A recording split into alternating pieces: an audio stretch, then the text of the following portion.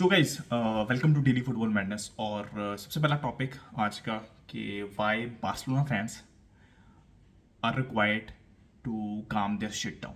ठीक है, you need to calm down guys.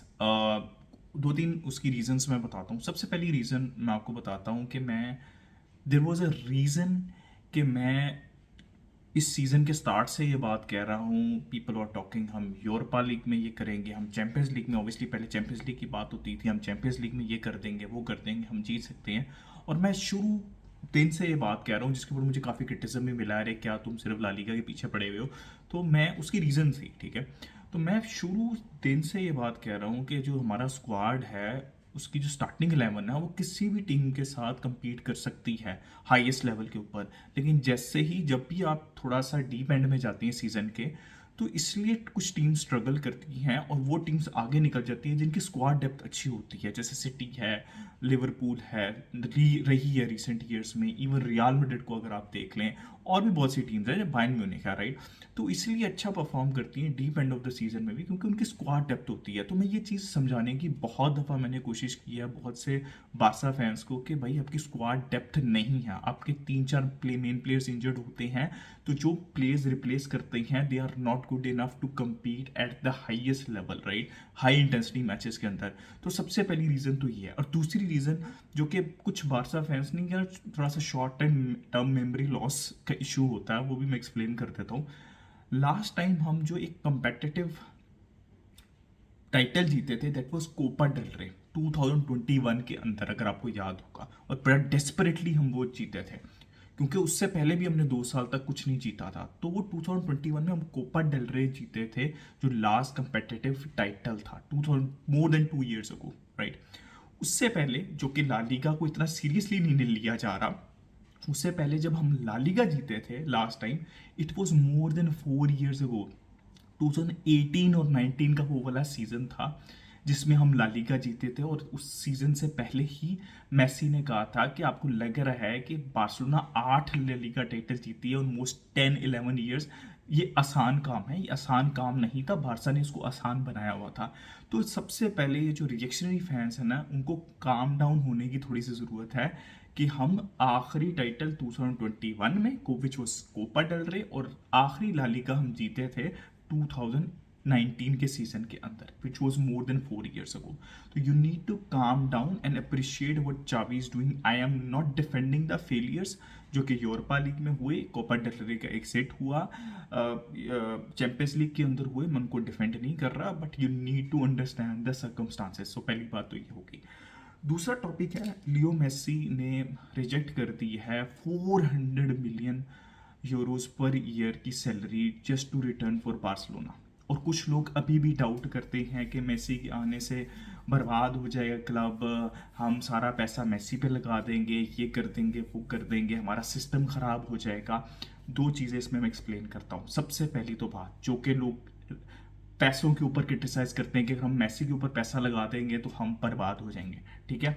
Messi as per report सिर्फ 10 million जो है वो पर ईयर सैलरी के ऊपर आ रही है, जो कि सेम है लेवेंडोस्की से।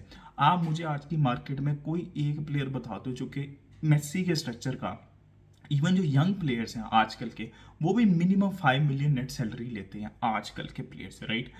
कौन सा ऐसा प्लेयर है मेसी के कैलिबर का जो कि आप ला सकते हो बार्सिलोना में 10 मिलियन नेट सैलरी के ऊपर फ्री के अंदर? पहला क्वेश्चन मेरा, सारी जो रिएक्शनरी फैन बेस है जो बड़ी बड़ी बातें करते हैं उनसे मेरा पहला क्वेश्चन ये है। दूसरा क्वेश्चन ये है कि आपको ये जो अल क्लासिको हम 4-0 हार रही हैं, आपको ऐसा लग रहा होगा कि यार हमारी डिफेंस शिट थी। We didn't lose this El Clasico क्योंकि हमारी डिफेंस बहुत बुरी थी। सबसे पहली बात जो कि मैंने प्रीव्यू के अंदर भी की कि फ्रैंकी डियोंग के सबसे बड़ा रीजन तो एक ऐसा प्लेयर की कमी थी जो कि मिडफील्ड के अंदर खेलता, जो कि बुस्केट्स को सपोर्ट प्रोवाइड करता और बॉल को ड्राइव करता। दूसरी सबसे बड़ी रीजन हमारी बड़े मैचेस में परफॉर्म ना करने की है कि we can't find enough goals, right. Raphinha struggle कर रहे थे, लेवेंडोस्की वाज अलोन, फाटी ने कुछ नहीं किया, फेरन टोरस ने कुछ नहीं किया, पेट्रीज आउट, तो कोई क्रिएटिविटी नहीं है। और जो लोग कहते हैं ना कि हमारा जो है फुटबॉल बहुत पीछे चली जाएगी, क्लब बहुत पीछे चला जाएगा, 10 मिलियन सैलरी के ऊपर, ईयरली सैलरी के ऊपर फ्री में मेसी जैसा प्लेयर मिल रहा है 2 साल के लिए, तो आपको लगता है कि आपका क्लब डैमेज हो जाएगा। अब इमेजिन करें कि 10 मिलियन सैलरी पर ईयर के ऊपर साल के अंदर मेसी आपको कितना रेवेन्यू जनरेट करके देगा फ्री के आने के ऊपर। तो ये स्टैट्स और कुछ फैक्ट्स हैं उन लोगों के लिए जिनको लगता है कि मेसी के आने से बार्सिलोना जो है वो तबाह हो जाएगा। तो I am all in for Messi return. तीसरा टॉपिक के ऊपर आ जाते हैं फ्रेम पोंग की न्यूज़ आ रही है जो कि फब्रिजियो ने भी रिपोर्ट किया, लेकिन सिर्फ बारसा से नहीं आ रही, बायर्न से भी आ रही है, आई थिंक मैनचेस्टर यूनाइटेड से भी आ रही है। मुझे ऐसा लगता है कि बारसा की अभी भी प्रायोरिटी जो है वो फोएथ ही रहेंगे। लेकिन मैं फ्रेम पोंग के बारे में एक थोड़ी सी स्काउटिंग रिपोर्ट बता देता हूँ। नॉर्मली वो सेल्टिक के लिए खेलते रहे हैं, सिटी की एकेडमी के प्रोडक्ट हैं वो, सांचो के साथ भी खेलते रहे हैं हिस्टोरिकली। उसके बाद अब बुंडेसलीगा के अंदर बायर लेवरकुसन के लिए खेलते हैं। लेकिन एक इंटरेस्टिंग फैक्ट बता देता हूँ कि नॉर्मली ही plays as a normally winger खेलते हैं। अगर आप उनकी नॉर्मल एवरेज पोजीशनिंग देखें तो वो ऑपोजिशन हाफ के अंदर ज़्यादा टाइम स्पेंड करते हैं rather than in his own half, क्योंकि Bayer Leverkusen 3 at the back खेलती हैं and he is normally playing as a wing back. अब स्ट्रॉन्ग सूट्स क्या हैं, 1-on-1 सिचुएशंस में he is very good, offensively going forward he is very good, he has I mean immense amount of pace, recovery pace बहुत अच्छा है, 1-on-1 situation में defensively बहुत अच्छे हैं, लेकिन एरियल डुअल्स के अंदर बहुत वीक है बिकॉज उनकी हाइट नहीं है। तो he is a very good prospect, लेकिन मेरी भी और आई थिंक चावी की भी प्रायोरिटी राइट नाउ फोएथ है। बट अगर फोएथ नहीं तो obviously Frimpong can be a very good option. तो ये स्काउटिंग रिपोर्ट है फ्रिम्पोंग की। चौथा टॉपिक जो है इस वीडियो का है वो है किलियन एम्बाप्पे डिसोनिंग पीएसजी।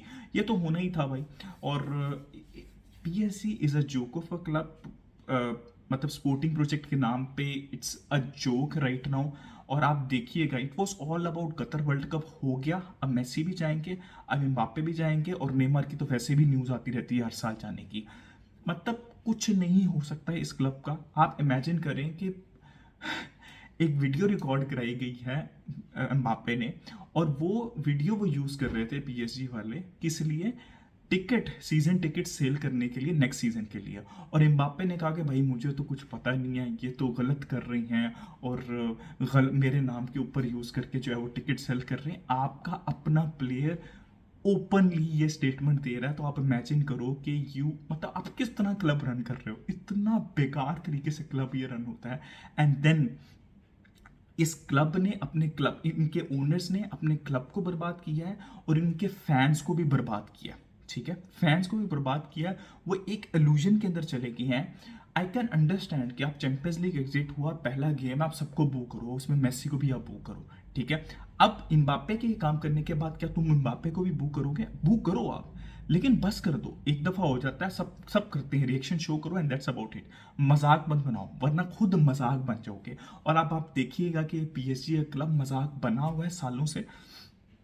आप इमेजिन करो कि पिछले 15 साल में चेल्सी जैसे क्लब को प्लास्टिक क्लब कहा जाता था।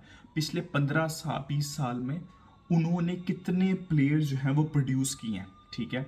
और इतना भर भर के उन्होंने प्लेयर्स प्रोड्यूस किए हैं। Same goes for Manchester City also, but ये क्लब वहीं का वहीं है। So guys do let me know your opinion in the comment section. Like, subscribe, share, keep enjoying football. Until next time, it's a good bye from me.